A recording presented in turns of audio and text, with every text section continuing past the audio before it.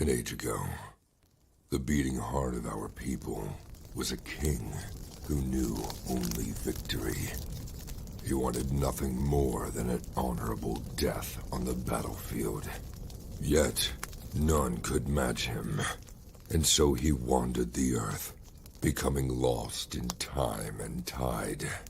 Then we too lost our honest purpose, while silk-clad men sat upon the throne. But tremble now, all cities that lay under the stars, for out of the shadows and mists of the land of promise, our courage has been rekindled, our heart has returned, and the world will burn.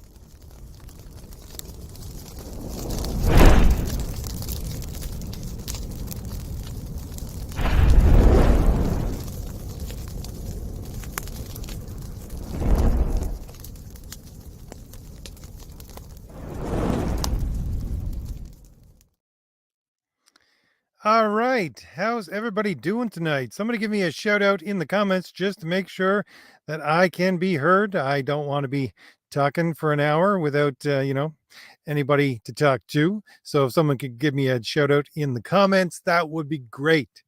Hail, Jolly Green. How you doing? So I made a mistake. Obviously, I scheduled. How you doing, Sarge? I scheduled this live stream for what I thought was 9:30, but apparently I put in 8:30. So, Pedro, thank you very much. You can hear me? Great. So someone, Paul, just gave me a nudge and said, "Did you put the wrong time in this?" So I apologized to everyone profusely, even though I told Paul, "Yes, we'll start at 9:30." And John is still on his channel and he's still doing his thing, so he's not going to be here for a while. But I felt a little bad. Everybody was waiting, and I didn't want you to wait for an hour. I felt like a bit of a heel when I changed the time to 9:30 from 8:30 after people have been sitting in the chat. So I figured I would just come over and we'd have a little chat, me in the chat, for a little bit until, Paul gets here and John gets here and we talk about Perfect 10. But until then, let's just talk with the chat. All right. So first thing I just want to say, I don't have any big spiel today except, my normal spiel of I want to talk to the chat. But the reason why I put Crom the Destroyer at the first is because I'm in a Crom the Destroyer mood. Well, I've been getting a lot of work done recently, and basically, I'm trying to, as I had said last week in the comments here, I'm trying to get a limit of 1/4 of a chapter done for every story every week. Now that doesn't sound like a lot, but I'm trying to build up because my books are typically 3 chapters long. Each chapter is roughly about 22 to 24 pages, and so I break it down into beginning, middle, end. So that's about 8 pages. So I get 8 pages done on a script, and then I'll switch next week because I got like 6 scripts going at the same time. So I started with Fade to Blue, which is the new online story that we are going to be publishing really soon. It's going to be in black and white, and it is about 3/4 done now. I have beautiful artists working on that, new artists that I'm working with. And then I moved on from there to Thomas Valley #2 because Renzo is already about 15 pages in. He wanted more pages, and I was thinking, okay, I got to rework some of these pages. So I did that, and then the next thing up was what did I do after that? There was a third thing, and I can't even remember. Then I moved on to Crom the Destroyer because Crom the Destroyer is what I'm working on this week. Because I didn't intend to have Nick Axe do chapter 3. But Nick is going to do chapter 3 because I've said it a number of times on this channel here that I could not find another person that was as talented as either Jim or Nick. So what I'm I'm going to do is get Nick to do chapter 3. He's just about done at chapter 2, but Nick likes a little bit of a more of a free hand in what he's doing when he's doing his panel development, all that kind of stuff. So I'm reworking the first part of chapter 3 to give a little more leeway to Nick, because hopefully that will make him feel a little more at home, because that's what he's used to. He's not used to my full, detailed scripts. So anyways, that's why I'm in the Crom the Destroyer mood, because I'm working on Crom the Destroyer. I think after this week, I'm going to do the Crom Destroyer 8 pages and probably a little more. Then I'll probably go back to Fade to Blue to get book 2, chapter 1 done, because we're almost done a book 1. Again, that's going to be going out online pretty soon. What I'm planning to do with that, which is basically a film noir kind of thing, but you got a little bit of supernatural thrown into it. Think of John Constantine in the 30s with a little bit of Superman lore thrown in there. So, something like that. And we're about half done at book 1, but my artist is working really fast. I think that he can do about 4 pages a week, which is, pretty good. And since we're doing 8 page chapters, we're moving right along. So it's going to be a great story, I think, for all those people who want to have 4th age stuff but just can't afford to pay for the shipping and all that kind of stuff. We may print it sometime in the future, but it's just going to be online. As I said previously, I'm thinking of putting it up on the YouTube channel with memberships, which will be a couple of dollars a month, or I do have Subscribestar if that doesn't work. I'm not entirely sure how the memberships work within YouTube, whether or not I can post stuff like that, probably just by putting up community posts of the pages that are only viewable by the members. But again, that'll only be a couple of dollars per month. And we're planning to put out, I think, what I'm hoping to do with that is either with that book or successive books that I get other people to work on. We'll put out some digital stuff that you'll get, a 8 page, because they're going to be basically a book, a 20, what is it? So we got 3 8-page sections. So we get an 8-page sections every 2 weeks. And so we'll start off with 1, which is Fade to Blue, and then move on to other stories as well. And hopefully after a little while, we can have, 1 every week. I get different artists working on different stories. Hence I'm working on 6 different scripts at once, because I'm trying to go faster and faster with this. Because here's the thing. I love doing what I'm doing right now, and I love putting out these books the way that I do right now. Having them, see them in print is what I desperately want to do, but I can only do about 2 books per year.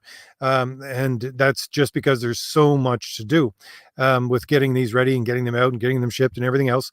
And I'm overloaded with ideas for stories. And the other thing being that I don't know if my audience is capable of purchasing more than 2 books from me per year. I don't know if you guys have that kind of money. Do you have that kind of money? I don't know. Maybe you do, maybe you don't. Because if you do, great. Maybe sometime in the future we'll have a lot more books coming out. But the thing being that for those people who don't, a couple of dollars a month so that you can get 4th age comics digitally that someday might be printed, and you can get or leave printed later on in the future. Again, leaving them in black and white. That's why I'm going with film noir. It works great with black and white. Again, we'll skip that step of coloring, so we can just move straight on to get the art done, get the lettering done. There might be a bit of a color. I might throw in a little bit of a color because it's Fade to Blue. So there's a thing about blue in the entire thing. So it might be black, white, and blue. Well, I'm not entirely sure now, but it'll just be a monotone blue, old style comic kind of blue, just thrown in the background for the blue thing that you see every couple of pages, things like that. Anyways. But yeah, that's what I'm working on right now, and that's what I'm hoping to do, hoping to go faster and faster. Who knows, with my personal life and all the other stuff going on, things might get a wrench thrown into it. But right now, that's what I'm doing, and I am, starting to get into the groove of this, writing different scripts every week, switching over one to the other, and it seems like it would be terribly difficult to do, but it's actually very, I don't know, not entertaining, but we'll say it is something that gives me a burst of energy, every week, every Monday. It's like, okay, let's start this. I wanted to do this for the last 3 weeks. Let's go and let's get it done. And by the time I'm done, it's like, I want to do more, but I got to move on to the next one. So, things like that. So anyways, I'll get to the chat in just a minute, but I actually want to say, I'll give you all, since, everybody here now is probably people here who are Fourth Age fans. That's why you're here, because you're listening to me ramble on while the Perfect 10 is not being talked about yet, because again, we're waiting for 9:30, 8:30 to another 15 minutes before Paul gets here and John gets here. So, that's fine by me. We'll just have a little chat.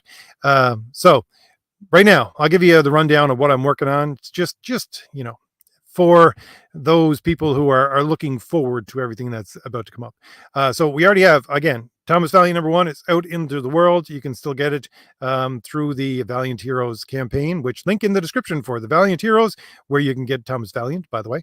And you can also buy it at Crom the Destroyer if you order Crom the Destroyer. So, that's out there in the world now. We're shipping the Valiant Heroes right now. Apologies for it shipping so late and so slow. It's just I didn't let people know to change their addresses soon enough. I should have had it done earlier. So I'm having a slow rollout, or was until I think it's tomorrow that I'm going to go a little bit more full bore on the whole thing. What we're working on right now for Crom the Destroyer, unfortunately, it's going to be late. Obviously, it is late, but I want the art to be as beautiful as possible. So that's going to still be in production for a little while. At the same time, Renzo and I are working on Thomas Valiant #2. That is already 15 pages of art done. I already got posters ready to be done by some artist. The artist who did the Cardinal poster is also doing an Artemis poster for me right now. Artemis is one of the new characters that you get introduced to within the Valiant Heroes #1 if you buy the graphic novel, that is, because Artemis is the backup story. She's basically the sidekick of Cardinal, which again is let's put up Cardinal in the background here just for us. I don't think I have any Artemis here right now, but let's see. This is Cardinal. Everyone loves Cardinal and that picture. And besides that, I'm working on Fate Blue, which we're again about halfway done of issue 1. Issue 1 being, what is it? Each 8-page chapters, right? So there's 3 chapters every book. Besides that, I'm working on an Artemis story, which is basically going to be in manga format. I have worked with some manga artists for the Artemis story. That's within the graphic novel for the Valiant Heroes, but I don't know if I'm going to be working with them. It's Light Comic and Manga Studio. I don't know if I'm going to be working with them moving forward. I'd like to get a heavier hand on the manga artist style. Someone I would really love to get, just someone who understands manga and someone who is Japanese, and just, if I could get someone who's Japanese, an actual, what are they, mangakai, if I'm saying that correctly, to do that book. So I have that script that I'm working on as well. There's also a different story Nick Axe and I were going to do. It was a Pulse story, but we switched it over to possibly another Cardinal story. Again, Cardinal that you're looking at in the background. I have that script in the back of my head. I'm going to write that as soon as possible. I'm also writing Crom the Destroyer one-shot stories that get inserted into the Crom the Destroyer book. So just to let you know, the stories that you can buy with the campaign for Crom the Destroyer, there's one, Morning Light, which was the basic story I sold everyone. Is about $8. You get extra art with that, and it comes in a separate little mini book, basically. But I've added another story to it as well. And when you read Crom the Destroyer, if you've bought those stories, there'll be a little insert into the bottom of a panel saying, if you want a side story at this point, go read Morning Light. It's not going to take away from anything that you're going to read in the main book, because it has nothing to do with the main story. It's just something that happened while time was passing, because there's things that happen when they're moving from place to place. So time actually, it takes a little bit of time in a fantasy setting when you're on horses or foot to go from one place to another. I'm just going to skip from one place to another in the main book, but that thing within Morning Light happened here, so you can go read that now. So those are the stories I'm working on as well. So we got all of that plus more, and I see John is waiting for us, and I'm gonna have to just get to the chat, and I will get John on here in just a minute. I said I'd get to the chat, so I better get to the chat and see who's here before I tag anybody else in. All right, Pedro's here and Greg is here. Greg's dropping some truth bombs in the comments, and I forgot my glasses downstairs, unfortunately, so bear with me while I read. Let's see.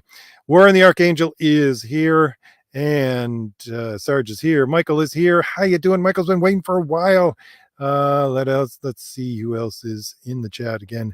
Greg is talking about beauty is a mathematical perfection, is what I was told in art school. Very good, very good. Samuel, how you doing? Jolly Green is here. Let's see who else is in the chat. Vaz is here. Pedro is here, of course. He gave me a shout out very early. Manny is here. Let's see. Oh, Greg has a question really quickly. He says, RJ, can you just rant about heroes and Greek history to fill the time gap? I could have, but I think that my time is up. Let's see, Manny, how you doing? Let's see. Manny says, will the online book be available for physical? Not for a while. I probably would like to do a series of books like this, and I might wait until I have like a year's worth of them, because we're basically going to come out with a book every month and a half, basically a floppy. So I might just collect them and put them out later. So not for a bit. Let's see. Scrolling down, John is there. Yes, waiting. Scrolling down. Vaz, and let's see. Kirby. And I think that's everyone. Melted Butter is here. And I got to put this up just because, again, my eyes are awful. Haldar 6480. And there you go. There's Death Note. That looks like one of the death gods from Death Note. I can't remember his name, for a avatar. So time. Finally, we're getting close to the 8:30 mark. I'm going to tag John in, so hopefully he's not eating his supper. Oh no. Let's see here. How you doing, John? Are you there? I'm like, oh my God, I know I'm getting crazy these days, but I was like, I thought you said 8:30, so you would do it 8:30. Unfortunately, I scheduled it for 7:30 and didn't realize that, so I didn't want to leave people hanging too long. Yeah, I figured I'd just come on, and that's okay. Yeah, and Paul, I told him, yeah, come back at 8:30, so you don't have to come in early or worry about things. So as I was saying, I was just ranting about what the future has in store for the fourth age. And before we get to the perfect 10, when Paul gets here, we could add to that the Patriarch book. If I remember correctly, you now have a pre-page up on Fund My Comic for the Patriarch. Yeah, and I'm launching Friday. Yeah, can you believe that? I'm so nervous. I can barely eat this gigantic bowl of chili my wife made for me. Oh, there we go. Yeah. So this, it's approved. Obviously it's ready to go. This Friday, Michael Bancroft is graciously going to host my launch party. Oh, great. Yeah. And this is just a love letter to Blue Sky Superhero Comics. Here's the cover by Renzo. Just glorious. I love this. And you got Dave Brink from Genuine Comics coming on. I got his colorist. Everybody's so helpful. Here's the variant cover by Pat Broderick. Look at that. I can't stop looking at it. And then this is my favorite. This is the back cover. This is the Patriarch at home with his family. He's got 7 kids. Homesteaders, the homeschool. He's they're off the grid. As you can see, the wife has some battle damage over here. So I'll tell that story in issue 3. So there's a reason why they're staying off the grid. And I here's the first page. I wanted everybody to see I'm not doing a bait and switch. This is just glorious Renzo artwork and Daniel De La Silva coloring. It's just awesome. The Renzo just submitted the last couple of pages I just got to send them off to. I got to check them, and then see if there's any problems, which they usually aren't with Renzo, and then get them colored, and then it's off to the letterer. So I'd say we're about 90% done. I'm sending the backup story to the letterer right now. So we're already starting on issue 2, and here's a stretch goal. I'm talking so much, I'm not even explaining. Add-ons, I got these coins made up, the mock-ups, they look so good. I can't wait. They're about the size of a nickel. Not about, they're exactly the size of a nickel. And this is an artist rendition. This is what they sent for me to approve, but I just got the proofs today, and I got to update it onto the actual campaign page. It looks so much better. Oh my God, I'm so excited. We'll put them as add-ons. We got the pint glasses as add-ons, and then stretch goals. The 8-page backup story was going to be a stretch goal, but I was so excited about it, and in my enthusiasm, I said, "Let's just do it. We'll hit the stretch." So I'm being optimistic that we'll hit the stretch goal, and then cards for all the characters. We'll have the Patriarch, Boss Moxie, and the showgirls, and then the main villain. So I understand completely what you mean about the stretch goal, John. I'm always, let's add some pages as a stretch goal. And then, we're about halfway done. I'm going, I'm adding those pages anyways. Let's hope we meet that stretch goal. Yeah. Nick Axe has helped me with graphic arts and everything. And he's been like the voice of reason.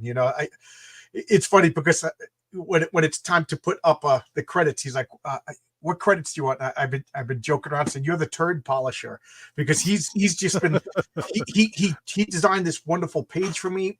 My first page looked like garbage. He did the graphic design on the covers.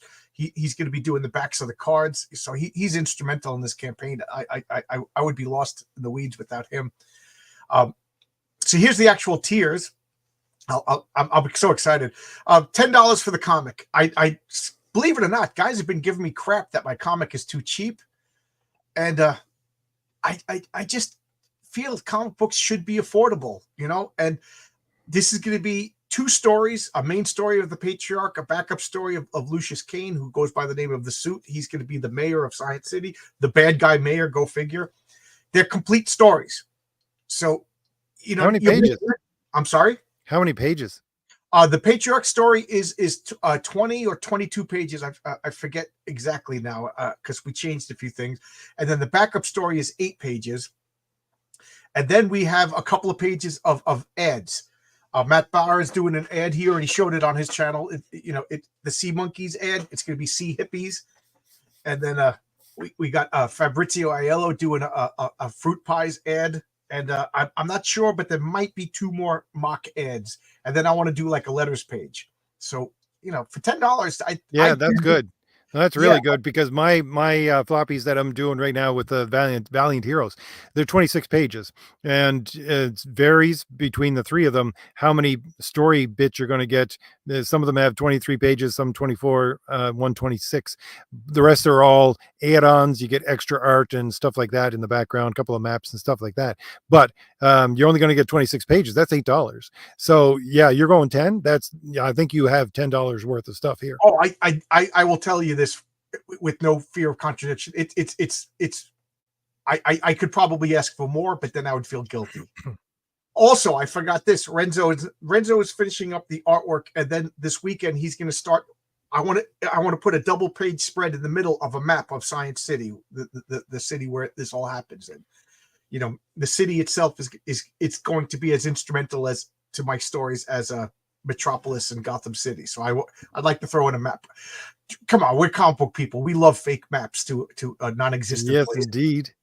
Yeah. I got a question here. Sure. Alessandro says, RJ, what do you think about heroes who commit crimes like Lupin and Robin Hood? Well, I would just answer that really quickly, Alessandro, and say an unjust law is no law at all. I think that's Thomas Aquinas. And if I may steal the spotlight, in issue 3, I'm going to explore that with a character. He's going to be like the street level vigilante character, who's, I don't even want to say anti-hero, because if he shows up, you're going to be like, oh my God, this guy's a loose cannon. He might be attacking me. All right. So we have Dave getting ready here. So let's bring him on and start talking about Perfect 10 and what he has planned for the future.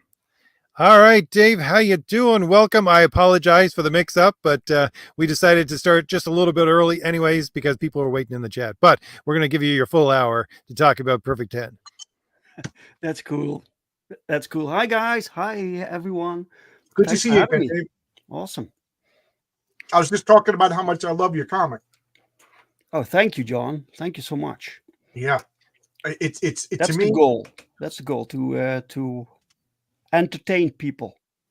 Yeah, I mean, it's obvious you're a guy who loves comic books because I read Perfect 10 and I'm like, this is a superhero comic that I would have.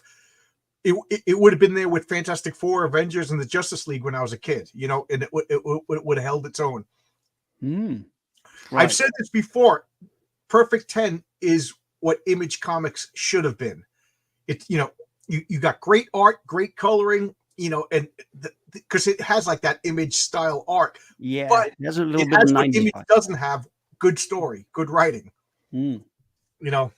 To me, that was always the problem with Image Comics is the writing was substandard. And if you like Image Comics but with good writing, this is it. Yeah. They I didn't could read really about your take. comic and not let you talk all night long, so I'm sorry. That's cool. That's cool, John. Yeah, they didn't really take the writing that seriously in the beginning with Image. I feel like later on they caught on, right? But in the beginning, it was like they had this basic concept, this premise. Like it was a lot of like spectacle, little substance, right? But usually the stories are what people connect with, right? So you have like famous characters, but these characters are like big because they have like stories that people latch onto, that they can remember and they can talk about. So yeah, you have to bring a story to your.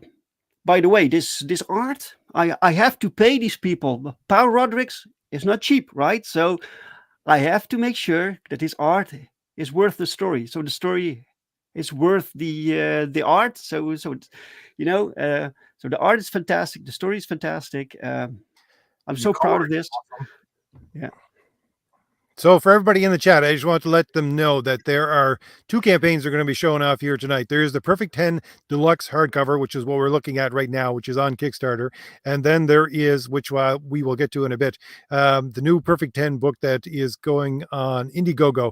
And there is a pre-order page up for that as well. So for those people who don't know, Dave, can you give us the basic summary of what Perfect 10 is about? Sure. So Perfect 10, so it takes place in this takes place in the genuine universe. It's a bit comparable to like Marvel, DC, like a universe filled with superheroes and supervillains, right? And 10 herself, she wakes up in this universe. She doesn't remember anything. So for new readers, Perfect 10 is a great like starting point to get to know this world, because she knows nothing what's going on. She wakes up and she is immediately hunted by superpowered criminals, right? And she doesn't know why. So the action starts immediately, and she has to fight for her life. And meanwhile, she has to figure out why these criminals are after her, why they want her dead, and she has to survive. So it's a story of survival. Plus, you discover many layers about the world that she lives in, and the series. We're now working on issue 5, and the entire story takes place in one day. So issue 5 is still the same day as issue 1. I also like. There's doubts on whether or not she should be fighting or not fighting or joining the other people.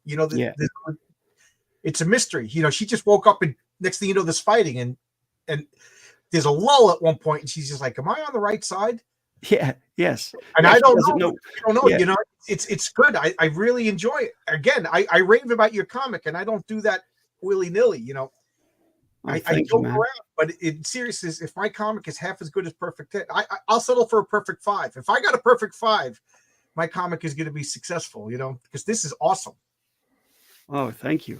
Yeah, this is the pre-launch page for issue 5. So we're working on that right now, and it will be launched together with another new book called POWERTRIP Part 2. We have one issue done, POWERTRIP. There's a second book, and POWERTRIP is basically a anthology series because we have so many characters and so many concepts, and we can't give them all their own like series, right? So POWERTRIP is meant to showcase new characters, new concepts, new stories, and it's made by different creative teams. So in POWERTRIP we have different writers, different artists, and the Perfect 10 series is Paul Rodriguez, Daniel Rodriguez plus me. It's the same team for the complete series, but it's all superhero stuff. So this is all the same universe, all the same world. Yeah, I after I read Perfect 10, I got the first 4 issues. I went to your website and I bought other comics. I got Dream Girl, and I got a sleep not Dream Girl, a Sleeper Agent, and the art books. I love your characters. You know, we talked about this when you were on my channel, how the superhero names are to me are super important to a superhero. It's the focus of the character, and your names are excellent. You know, when they name their characters, I know exactly what to expect, you know, in a good way, you know, not like Cable. I know everybody loves the character Cable, but that name doesn't describe anything that character does. Yeah. Perfect 10 is a play on words. She's a perfect 10 in her body. You know, the 10th creation. It's great. Yeah. So she's not human, right? She's like created, and she's the 10th within this series. So she's called 10. That's where the name comes from. But but finding the right names can be difficult. Sometimes you have the perfect name, but it's already used, right? It's terrible. Yeah. And I was going to ask, just really quick. Here's something I always wanted to talk about or wonder about. So you're in the Netherlands, is that correct? Yes, sir. There is a large comic book community there, is there not? I mean, I've heard a lot of things about, you know, how popular older comics like the Phantom and stuff like that are in those regions. So do you have more of an affinity for American comics or for the comics in your own region or, you know, the rest of Europe? What's your take on how you want to produce a comic and what it looks like? Yeah, the comics that I make look very American. It's very I just love the American comic books. Like I used to read Marvel, DC. When Image started, that was a huge inspiration also. But European comics are fantastic also, but they have a very different they have different themes, they have different art styles, different formats. They are often complete stories. So one album is a complete story, and then you have to wait for 2 years for the next book to come out because this takes a lot of time, right? So it's a completely different thing than the monthly schedule that the US books had. I like reading American style comics the most. I do read some European books. Like you have a lot of what do you call it? Comedy, like cartoonish comedy books. I like those, right? Like Asterix, the famous series. Asterix is fun. Right? Yeah. So yeah.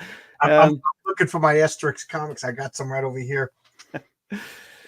Yeah, you have some good stuff. There's a lot of good material coming out, but I kind of lost track of newer stuff, to be honest. There's so much, and I'm kind of focused right now on indie comics, like the American style indie comics. That has my preference. I just bought Tintin. Holy shit! And I didn't notice until I got it. It's missing Tintin in the Congo. Oh no! So I guess the Americans think it's problematic. So I got to find Tintin in the Congo because there's a space for it in this box set. So this is the incomplete Tintin. It drives me nuts. Sorry to interrupt, but I had to vent, RJ. Yeah. Well, I've been getting into the Tintin stories just because I was delving into the unique style of art that it introduced to comics. Because I can't remember off the top of my head. It's like a line art that is continuous but empty of shadow and things like that. So it's very unique in what it presented towards comic history. So it's a beautiful series. Yeah, definitely. It's a fantastic style. Also, with Tintin is very the art style is fantastic. You have these very realistic settings, right? So the characters themselves, they look rather cartoonish, Yeah, like, but the settings, they are so realistic, and somehow it still works, right? That's really cool. yeah. I'm a big fan of European comics. Like you said, Asterix. That was some of my first impressions with comics. My friend's dad used to travel to Europe for work, and he would travel to Japan, and he would bring back Japanese comics, but they were in Japanese, so we couldn't read them as kids, But he would bring back Asterix comics, and we couldn't read them. I think they were in French. French, yeah. Yeah. So, but we would, we used to draw. They would fight, and it would just turn into an explosion with fists and stars. We would just add that little image into our comics as little kids. Having you see Fulton Fix punching a guy, he would fly up the tree. No idea what the story, but the storytelling was so good we could figure it out, even though it was in French. Yeah, I had a teacher in grade school. She was French, and she had Asterix all in French in the classroom. So if anybody wanted to read a comic book, they simply had to learn a little French. So Well, this is how I learned English, right? Through reading American comics. So I started very very young with reading comic books, and so you absorb the language because you want to know what's going on. Yeah, it was so cool that it was worth the effort. I tell the story. I learned to read through comics. I didn't want to read. Reading, that's like doing math. Who wants to do math in school? I want to climb a tree and beat up my friends and stuff. But comic books made me want to read. So they made you learn English. That's awesome. See, Mom, comic books are educational. They are. Yes. I forget what is your native language? Dutch. Dutch. Yeah. Dutch is difficult for Americans. That's confusing. It's called the Netherlands. Then we speak Dutch, and there's the country next to us is Germany, and there the language they speak is called Duits. Yeah. We say Duits, right? It's really strange. Yeah, the Dutch and the Welsh. I don't even think they're real languages. I think you guys are putting us on. So Manny is asking, what is the best way to keep up with the Perfect 10 universe? Well, all the books, so everything we bring out eventually goes on to our web store, which is jmcomics.com. There you can find the books. But there is this delay, so backers always get at least 1 year advance with new comics, right? So backers are first. So the quickest way to get the book is when you back something and you order like the catch-up tier, or you add on like other books. So almost every book that we publish will be added to the campaign, to every campaign. Plus every campaign comes with new like trading cards. We make trading cards for every like character, and with every new book come new cards, so people can collect those also, which are exclusive to the campaigns. So all kinds of. You have a lot of characters too, and they're all fun, Yeah. Creating characters is the most fun thing ever. Yeah. That's so cool. Do you have any problems with shipping? I take it you ship out of the Netherlands, because I find that I'm shipping to Europe. I got such long delays. So if you're shipping to North America, do you have any problems shipping at all? Yeah, what can take a little while, but nowadays I work together with Critical Blast. So great. I ship a large shipment to him. It can take a few weeks, but when he has it, then he distributes it further.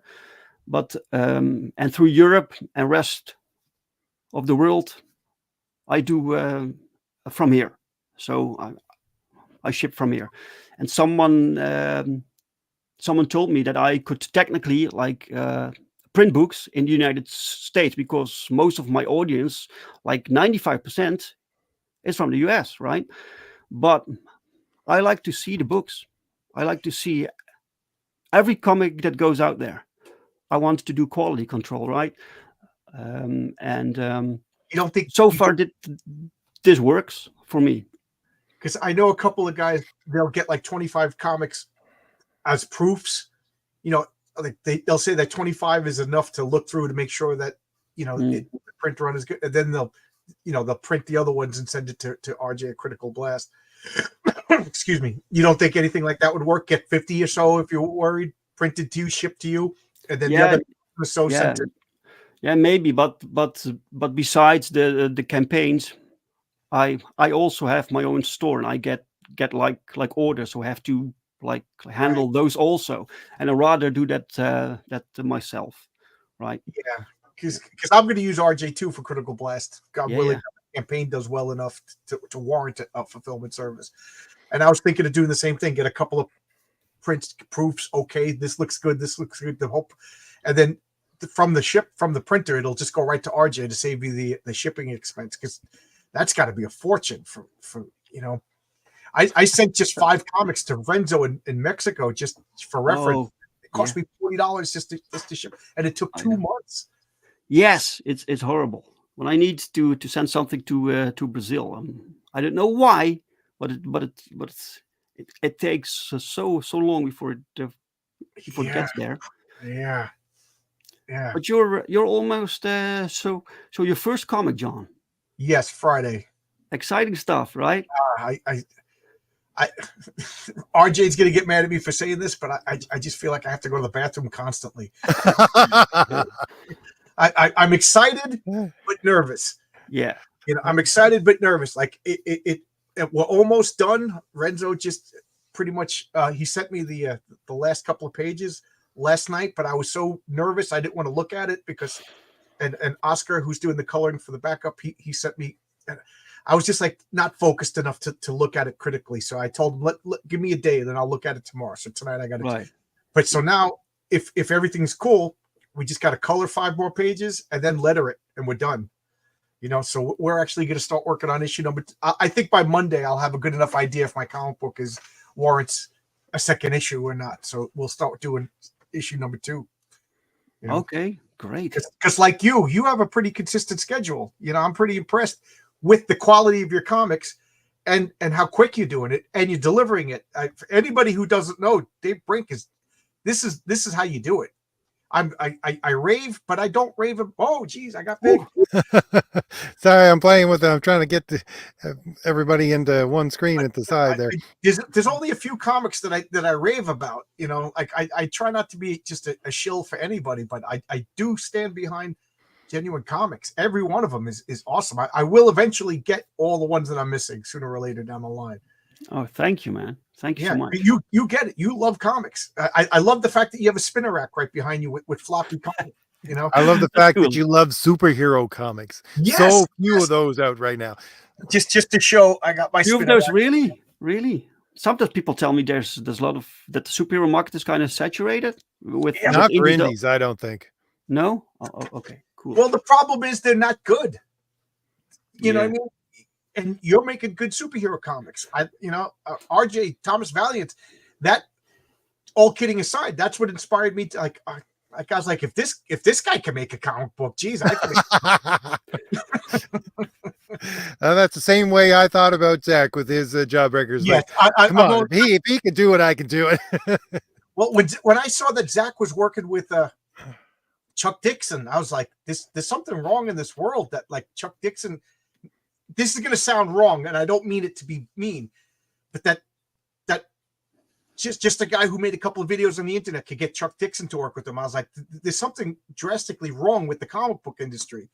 You know what I mean? And now, you know, I got guys like Pat Broderick working with Michael T. Gilbert. You know, Mike Gustovich is working with RJ. You know, and we can make comics. We can make good comics. You know, so part of it was just like, I'm not going to complain about comic books anymore. Because we always say somebody should do something. Somebody should do something. Well, we're those people. We're doing it. Yeah. Dave Brink is doing it, and he's knocking it out of the park.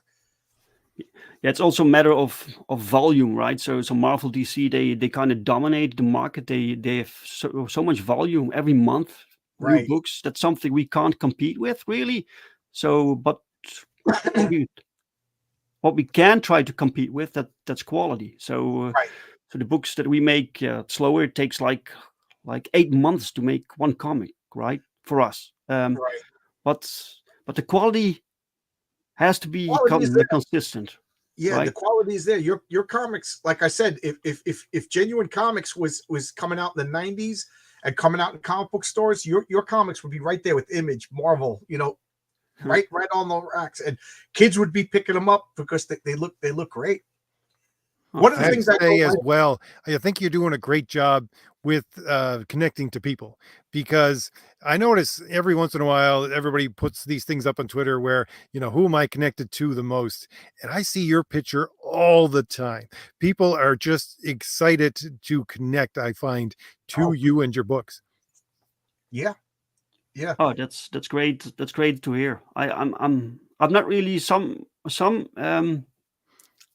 I think it kind of helps. There's this saying that people also connect to creators, right? Specific creators, and I'm not really like that. I kind of want the product to judge the product itself by what it is, by the quality that it is, and not support creators just to support creators, right? So we need to support creators, right? But we need to do some quality control also. And I agree. yeah, Agree as and well. So you got that Steve Ditko mentality. Let the work speak for itself. yeah. But we also have to be our own Stan Lees, you know. So Unfortunately, yeah.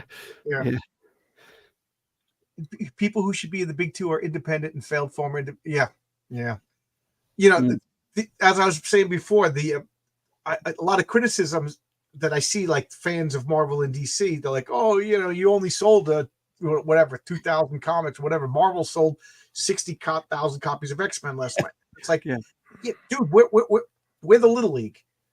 You know, we're the Little League, and we don't have the machine. We don't have, you know, the apparatus behind us. We don't have this. You know, it's Dave Brink in his room making a comic book. It's RJ in his shack someplace in the woods making a comic book. You know? Yeah, but you have to start somewhere also, right? Because I've been doing this now for 10 years. Like Wow. the Earthling comic, the first book that I wrote, first comic, was 10 years back. And no one knew me, right? No one. And now, after 10 years, finally, I've reached this point that I can, the comics that I produce start to bring in a little bit of money, right? But it takes I'm going to be quite broke a long for time and so much work. Sorry. I said I'm going to be broke for another 10 years. Is that what you're telling me? Yeah. I'm sorry. Yeah. You have to really love this, man, because the money is often not there. You have to do this because you love making comics. You love telling stories. You love to create characters. And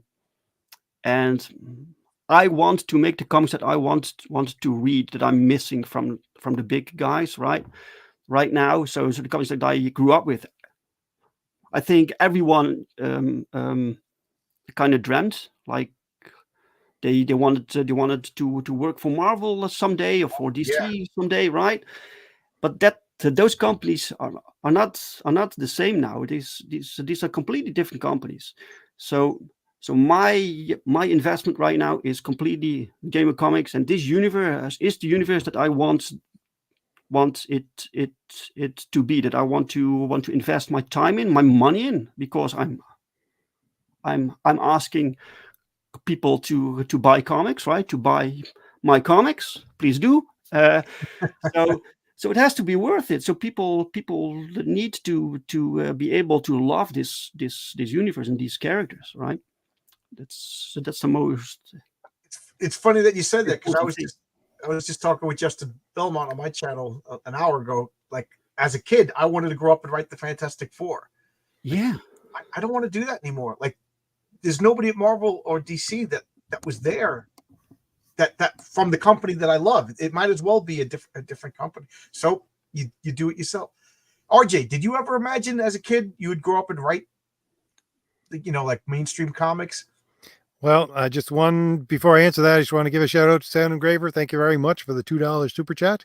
She says quality control in indie art is imperative, and I 100% agree. But I remember I had a scribbler, and I don't know, John. I used to write more of a, let's say, choose your own adventure kind of stories, or scripts for like Star Trek, the original series, and things like that. To me, I always wanted to be an artist. I just never had the skill.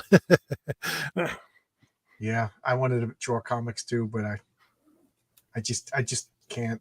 I tried. Dave, did you ever try to draw?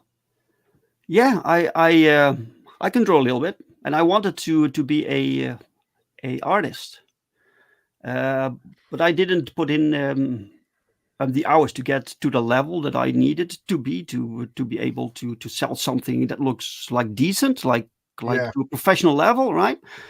And when I started to do the Earthling comic, I wanted to do the art, and I hired someone to do the writing.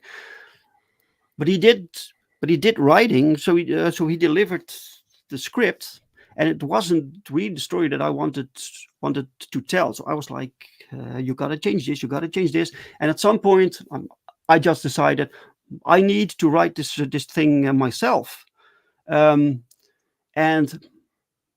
I didn't think that I could write, that I had the skills for it. So I just had to practice. So I put in the hours, and I learned that I loved writing. I loved writing more than I loved drawing, right?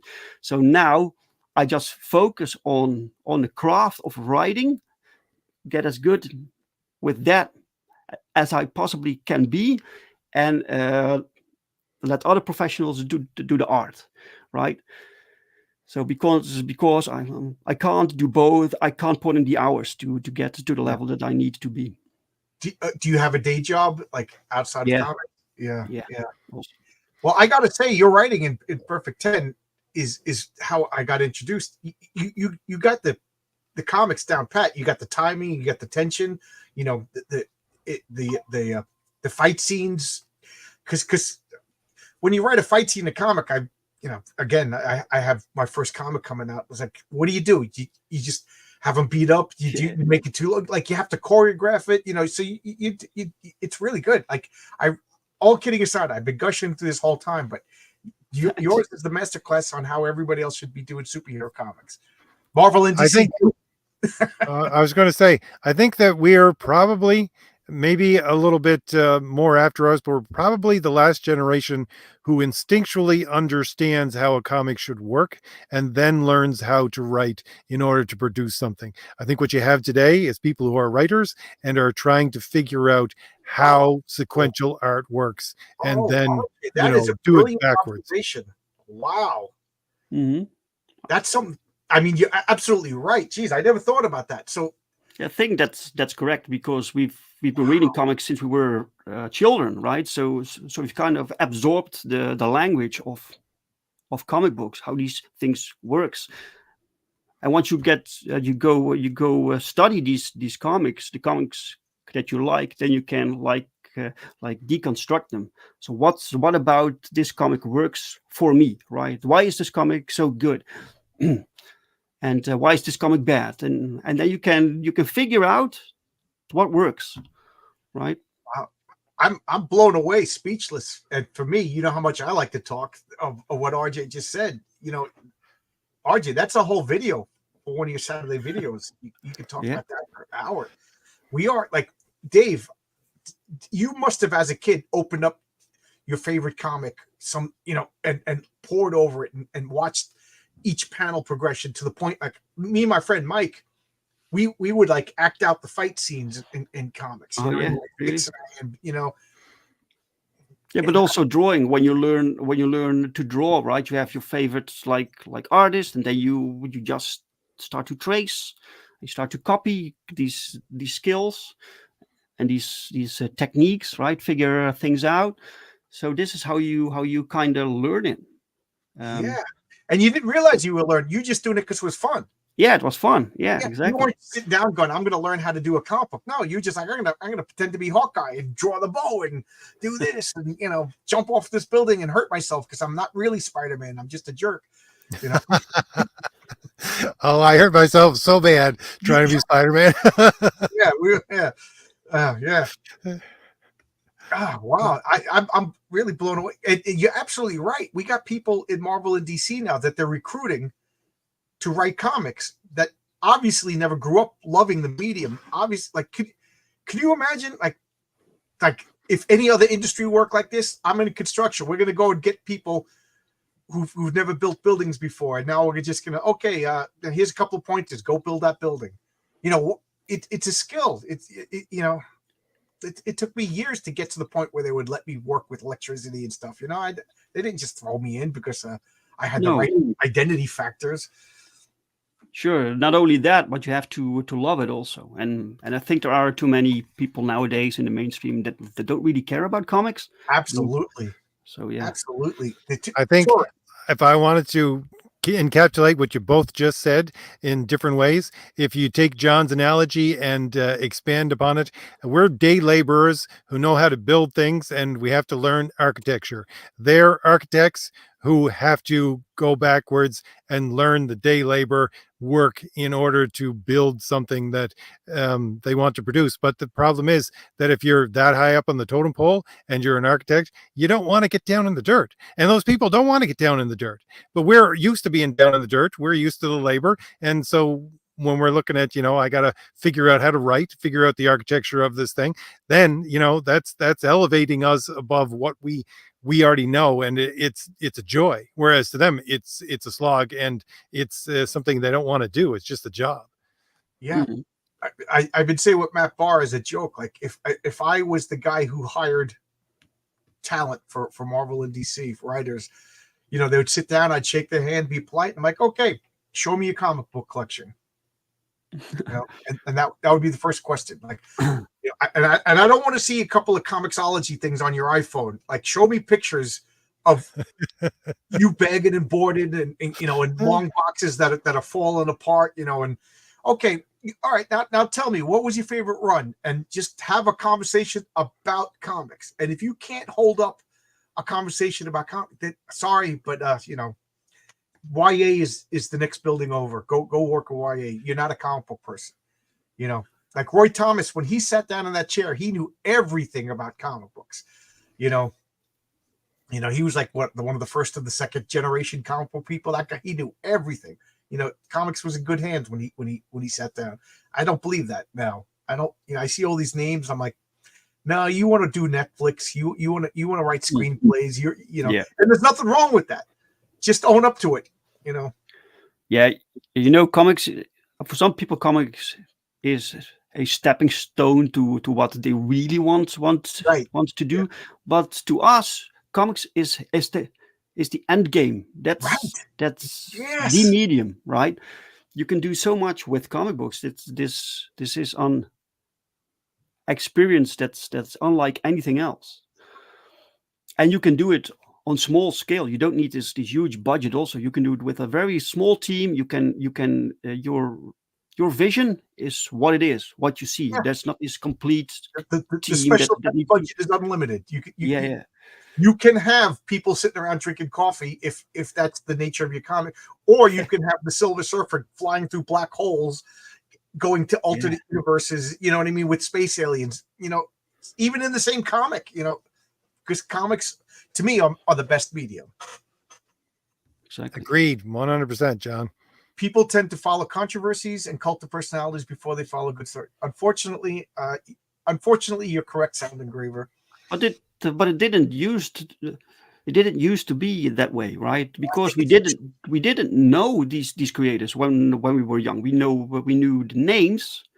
So you saw the name, you saw the art style, you saw Jim Lee. Oh, that's Jim Lee. Cool. I'm going to buy the book. You knew nothing about him. You knew nothing about these editors.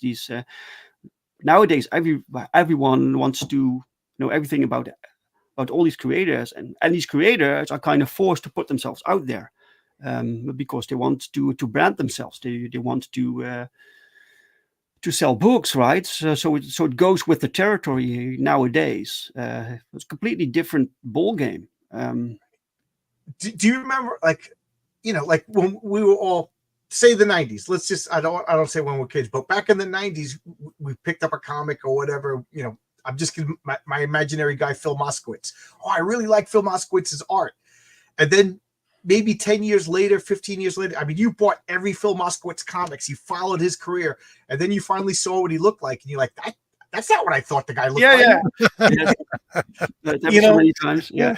Now I know everything about these guys. I know their politics, and then they argue. Let's go back to, like the Steve Ditko method. Let's just let you art. Yeah, but it has nothing to do with the product also. So you have people that love comic books, and then you have people that love to like follow the drama or conflicts or whatever. But that's not the same audience. There's some overlap, I think, but there are still people who actually just care about comics and want to read comics, and the rest is just noise, right? And in superhero comics, the conflict should be on the page. Yep. Yeah. Yes. Yeah. Exactly. Superhero comic, like, you dance with the one that brought you. I comic books brought me here. I want to work in comics. Now, of course, we're in the business now of dreams. Like, wouldn't that be cool to have a top 10 movie, or a Thomas Valiant movie? That would be cool. But I'm happy if I get enough people saying, John, that comic was good. That comic. So I think it's important to, like, I do like top 10. So I think it's important to let you know how much I like it. I want, you mean perfect 10? Yeah, I can think top 10 because I have a team in my comic called Top 10. Yeah, sure. Yeah. Which I might have to change now. No, that's cool. Yeah, perfect 10. Yeah. Yeah. So but so the campaign that we're having right now, to talk about the campaign a little bit, right? We have an active campaign on Kickstarter, which is a special edition of issue 1 of Perfect 10. So this will be published by Critical Blast. So they take care of everything, and the book is expanded. We started out with 84 pages, and we expanded the books to 130. So you can read along with the script. You can see the layouts that POW did. You can see the ink lines that POW did, and we added the color pages. Oh wow! You got the letter pages. So that's cool.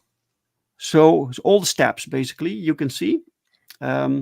Plus we added some extra stuff like previous commission works and pin-ups and stuff like that. Some designs that POW did, stuff like that. And pages have like anecdotes, notes from myself talking about the page or the story, and from POW. So that is cool. It's a really, really unique book. It's hardcover. It will be bigger than the normal size comic book. It's completely full bleed, so you can see beyond the page where it usually cuts off. Right, you can see the full page.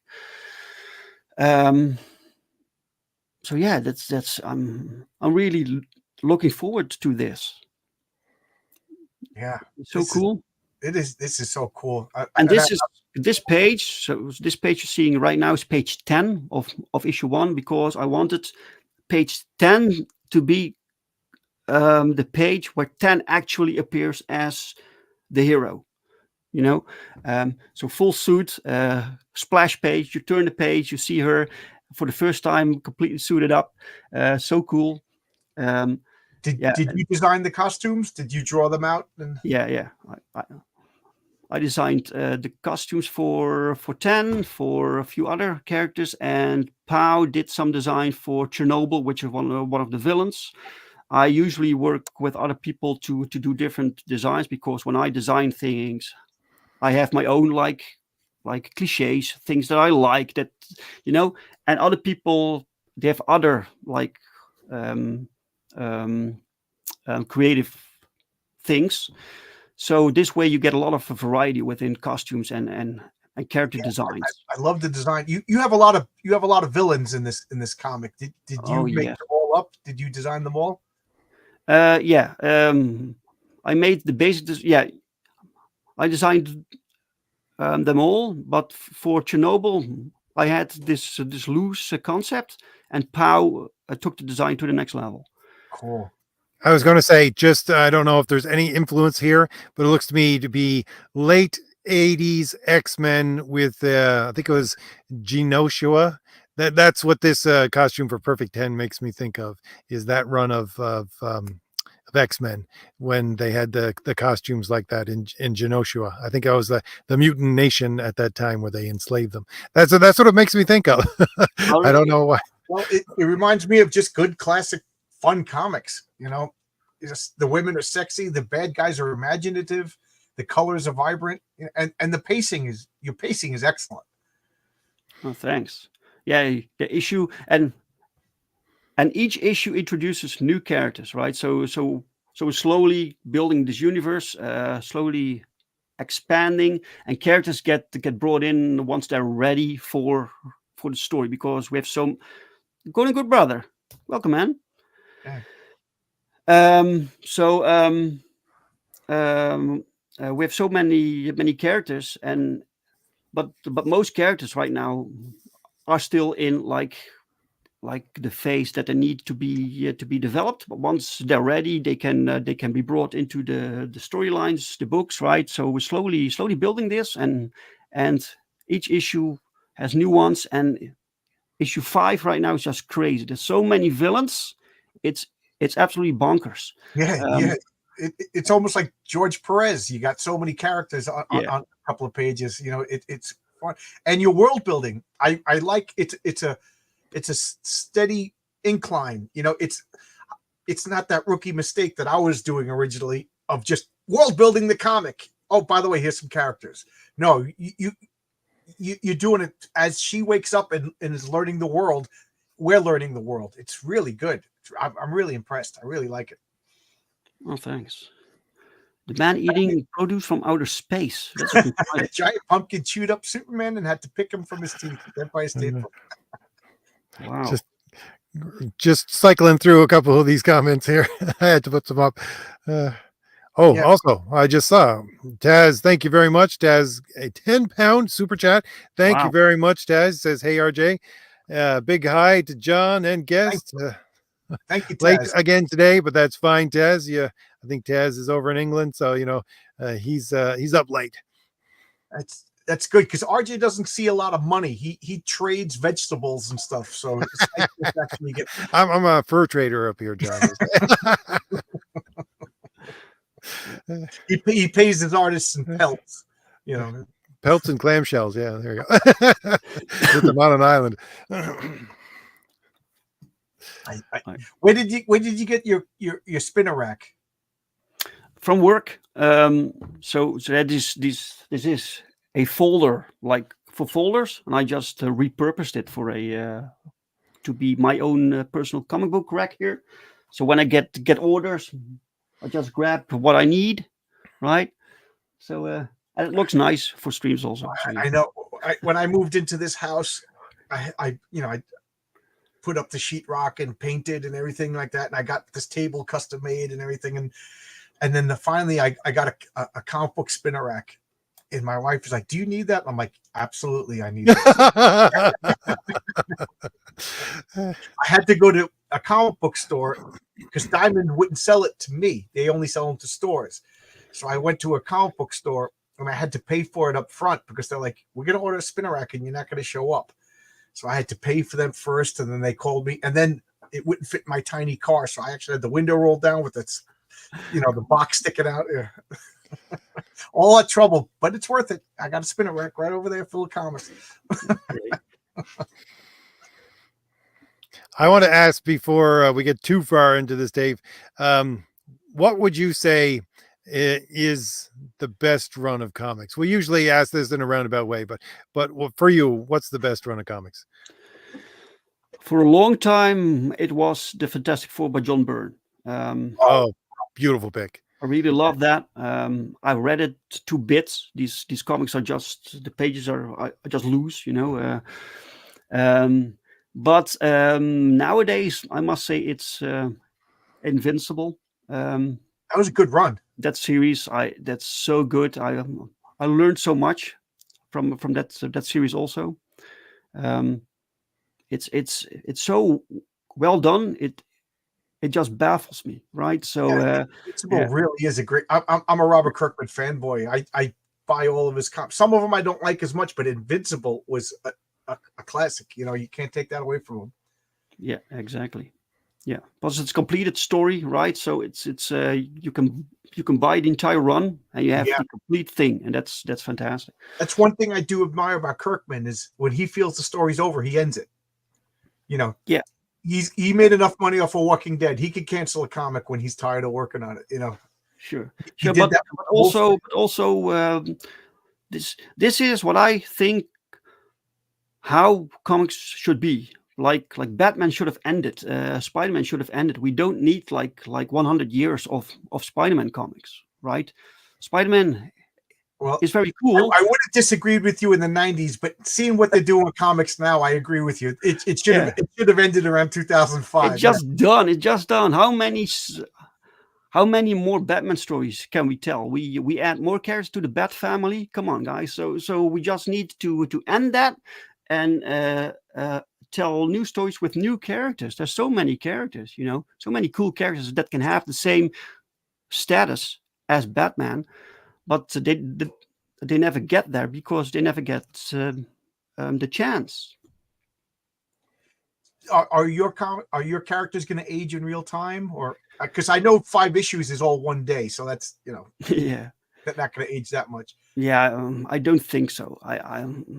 I'm not going the Savage Dragon route. So everyone ages. I think I like to have my characters stay young forever, like beautiful forever. You know. I was toying with that idea, like in my comic, the Patriarch gets his powers in 2001, but the comic comes out in 2024. So he's been a superhero for 24 years. So he's one of the most experienced superheroes. But I do want to tell tales from his past, you know, jump around a little bit. And then I toy with the idea of, you know, seeing him as a 50-year-old getting gray in his hair. Sure. That all depends on the Robert E. Howard route, then, are you, John? Because, you know, write stories here and there. That's a good idea, actually. Yeah, you can still do it, like stories in the future. Yeah, or whatever, you know, but keep it I vague, like origin of a character that nobody cares about. You know, it's just another origin story. So the first story is he's already a hero. He's whatever, you know, he has a large family, and then issue 3 is gonna have his origin, because I figure by issue 3 you're gonna care about him. But Perfect 10, you're doing it the right way. She's figuring out everything as we are. Yeah, that's exactly what I was going to say when you started talking about that. Having a character that you can have as a blank slate in order to introduce the world to them and the reader at the same time is a great element to introduce into your book. Well, not only that, she doesn't know if she's on the right side or not.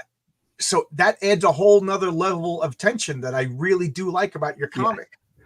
You know, so I think I kind of struck gold there with the concept. I think. Yeah, so yeah, brilliant.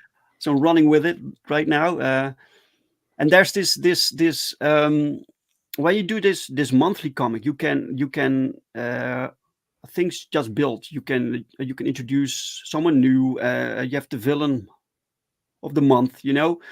But when you do indies, then you have to one book takes a lot of time to make, and so within like 4 years you have not.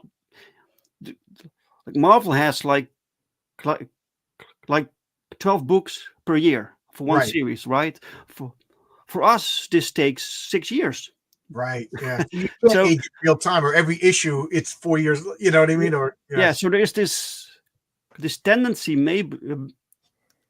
maybe to rush the story, get so much in there because you don't have time, you know. So I'm trying to really reel myself in, to pace it, to put something in where needed, and not yeah. overwhelm Well, like the you have a good readers. balance. You know, you're doing it good. I worry about that too. That's why, again, I sorry to keep bringing up my comic, but that's why Sure. each issue is going to be self-contained, because I don't know if Oh, I think it's I don't feel right asking people to pay X amount of dollars and then there's no guarantee of. I mean, nothing in life is guaranteed, but like 8 months from now, who knows what could happen? You know, it'll never come out, and then so each issue is a promise, self-contained story. But like Marvel and DC, you could yeah. you know, if you buy all the issues, you'll pick up other stuff. That's the goal anyway.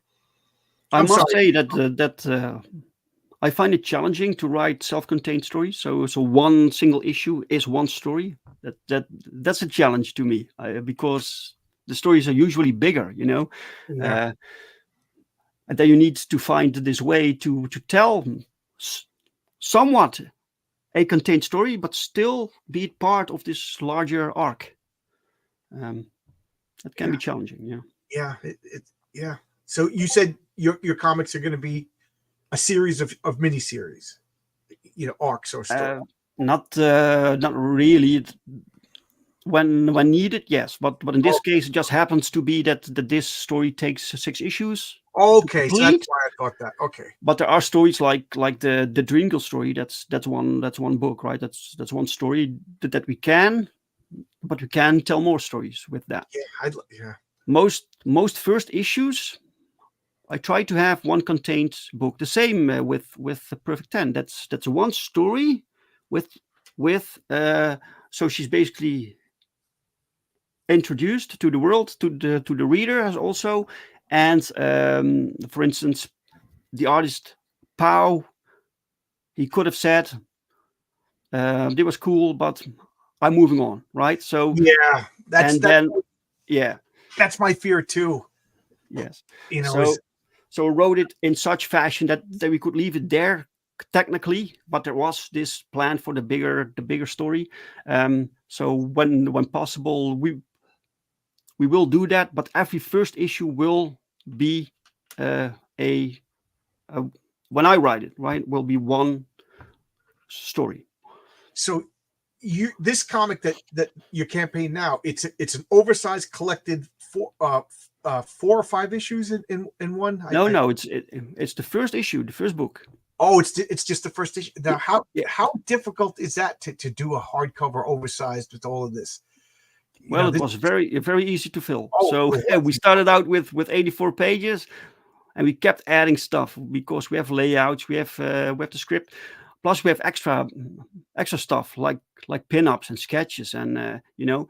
So there's a lot of stuff. We did a lot of work before we even started the Perfect wow. 10 You book. got it all figured out, man. You are the model that we all should be watching towards. You know. Thanks. Well, but this is basically RJ's the other RJ from Critical Blast. The good RJ, as you call him, the good RJ.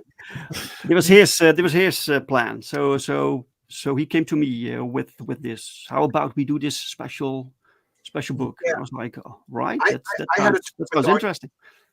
a bunch of people kept saying you got to talk with the good RJ, and I was like, yeah. So he came on my channel, and afterwards we were talking about in the future hardcover edition stuff. So he's a good person to know, you know.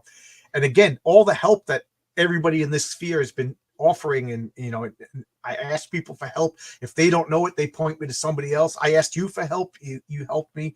You know, I asked RJ for help, he helped me. I just see all the jealousy and drama, and I just don't understand it. You know, you know, because you know, I say this all the time. It's about the comics. It's not about me. You know, it's definitely not about RJ, the bad RJ over here. It's about comics. Or Earth 2 RJ. Oh man, I'm excited for you. I'm really rooting for you, and I really enjoy your comics. You know, I will, because you know when you're about to launch a campaign, you're holding on to your money because you don't know what else you're gonna have to spend. But I want to get all of the rest of the genuine comics that I'm missing. Like I say I'm a fanboy, meaning I gotta get everything. I'm gonna be that guy. So you got to have a all-in-one campaign where you can get all of the genuine comics. Sure. Well, yeah. Technically, you could when you go to the next campaign. Once we launch Perfect 10 Book 5, we will have the catch up tier, and we also can add a Give Me Everything perk. We had that in the past also, but some books were just sold out, so we couldn't offer that anymore the last time. But the books that we still have, you know, like a buffet. Can I add on the comics that I want? Yeah. Oh, You perfect. can add on everything from the catalog that we still have. Some books are just sold out, and they will remain sold out. It's not so, but the rest you can still get. Yeah. Yeah, I really enjoy. Like I said, this is like Image Comics, but with good writing. I know that's mean to Image, but they weren't known for their good writing at first.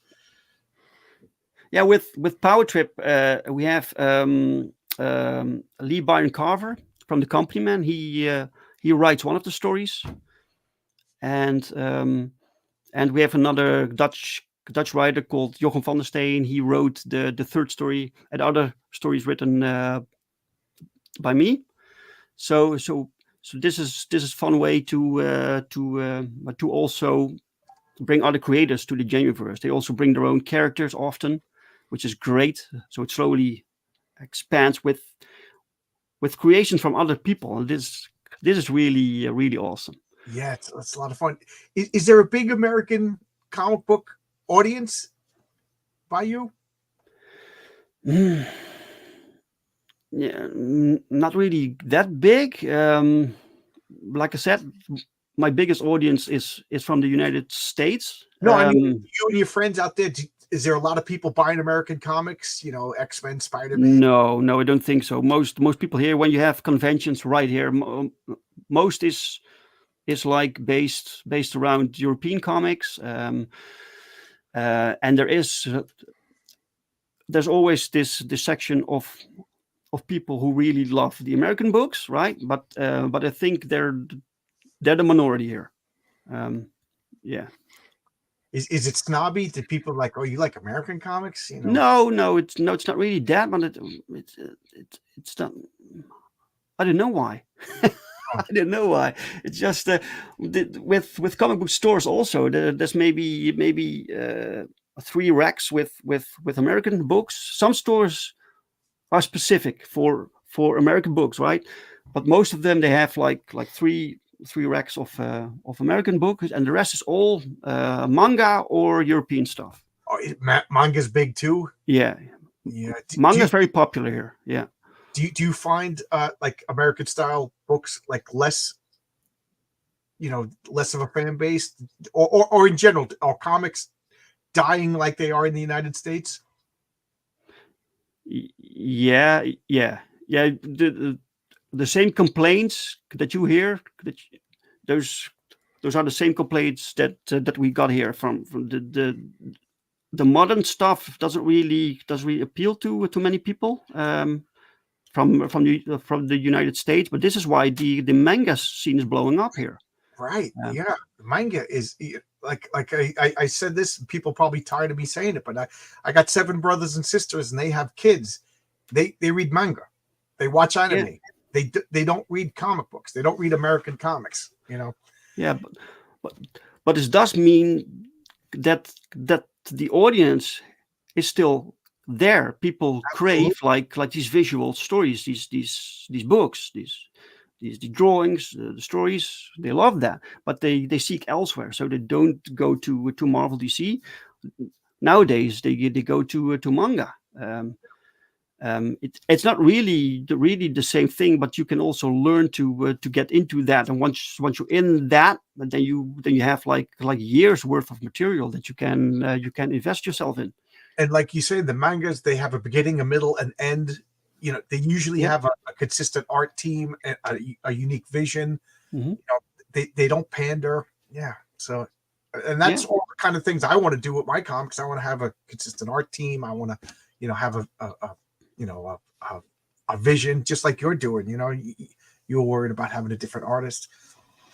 Yeah. Unfortunately, I'm a floppy snob, I would Me say, too. because I would read a lot more manga if it was in floppy format. I just don't like the books. I love having floppy comics, the smell, the feel, the size. It's just Guys, part of the experience. I'm surrounded by long boxes over here. I got stacks of floppies over here. I'll buy a graphic novel as a last resort. Sometimes I get mad when I find out that I bought an oversized edition, like when I didn't realize it. You know what I mean? But I'm a floppy snob. Oh, really? Okay. Well, with me it was the other way around.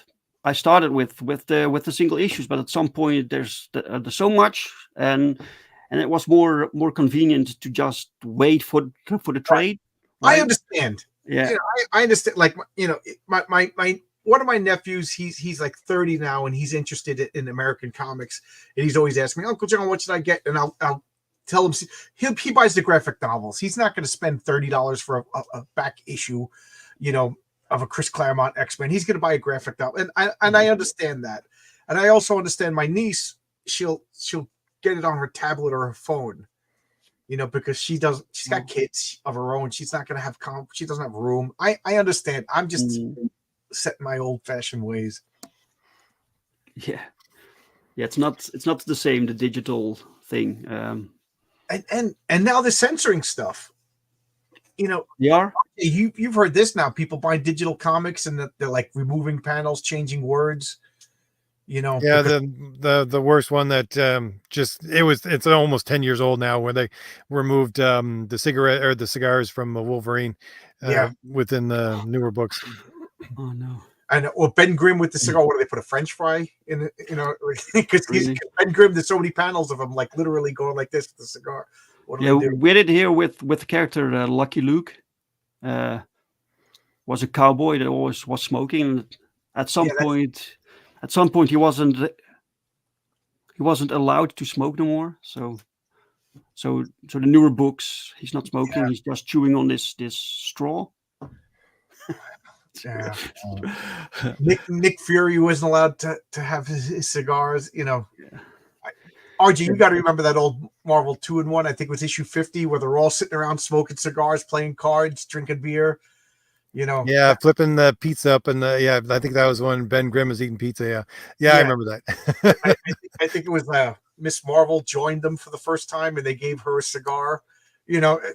How would they just must ignore that issue, because there's no way to filter out the cigars. Yeah, Nick Fury chews Hubba Bubba now.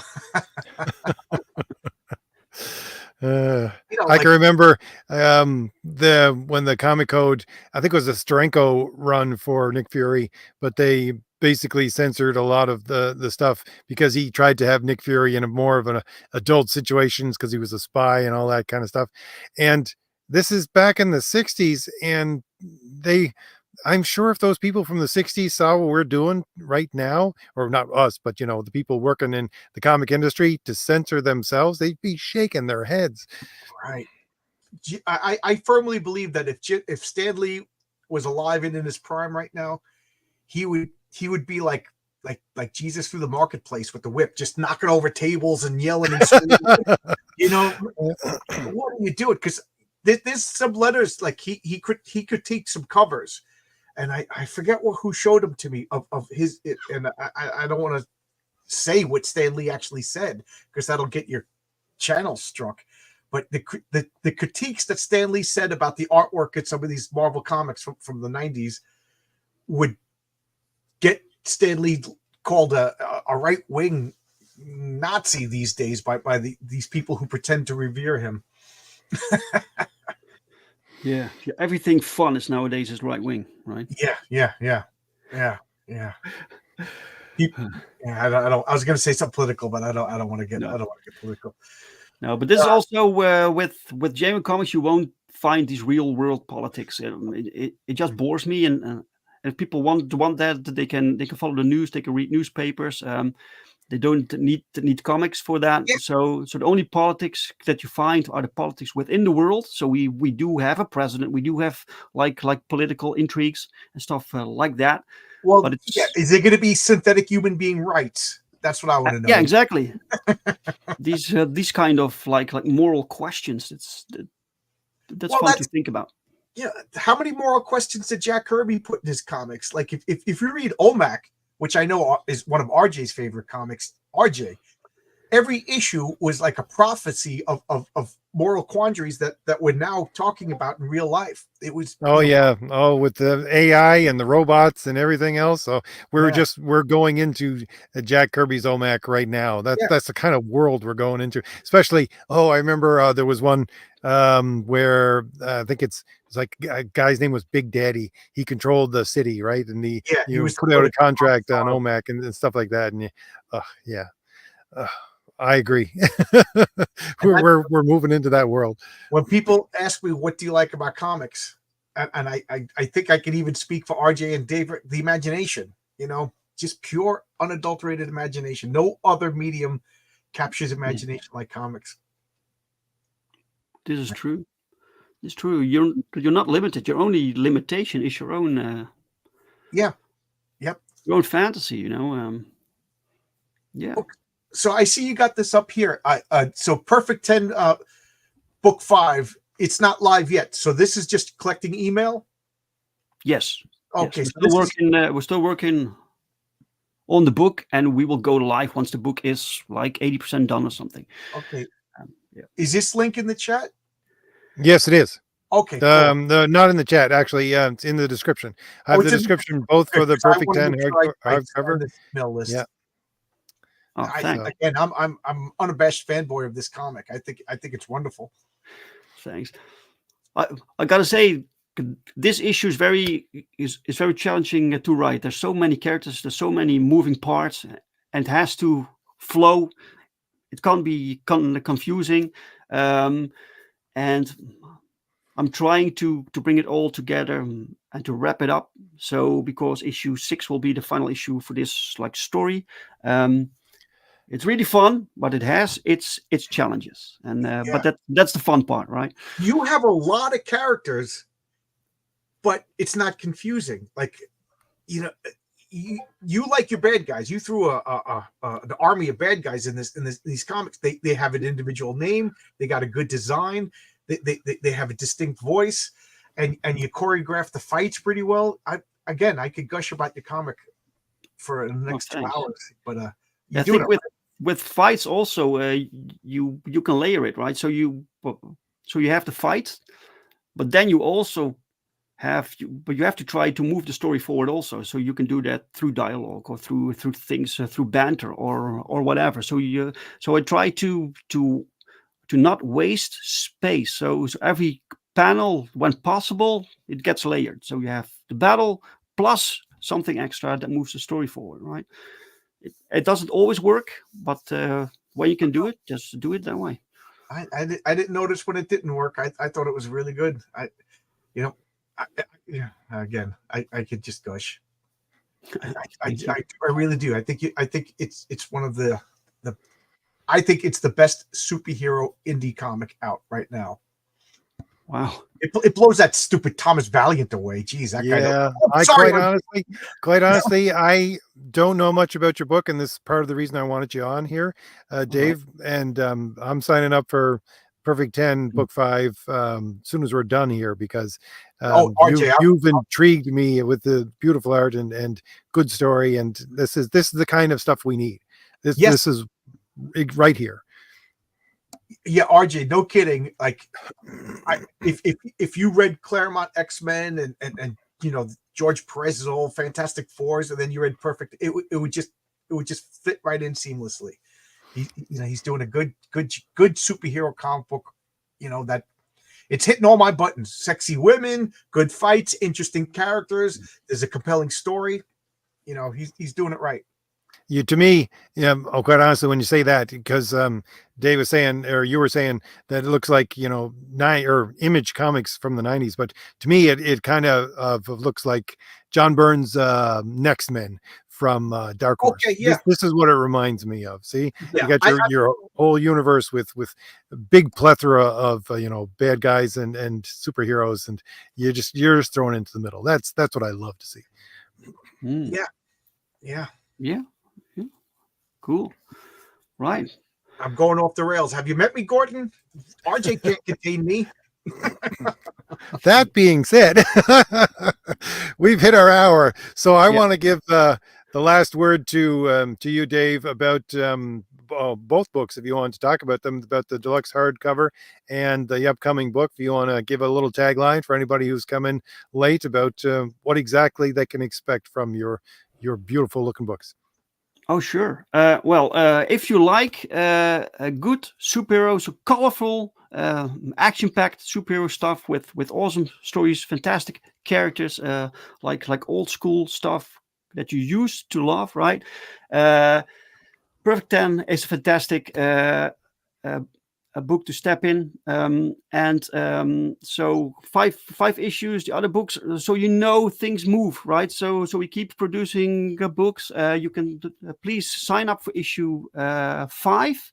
We will have a catch-up tier, so you can get all the books. And we have a artist edition, which is a special exclusive book published by Critical Blast, and that book is done. So it will go to the printer once the campaign is over, and we know how many books we make.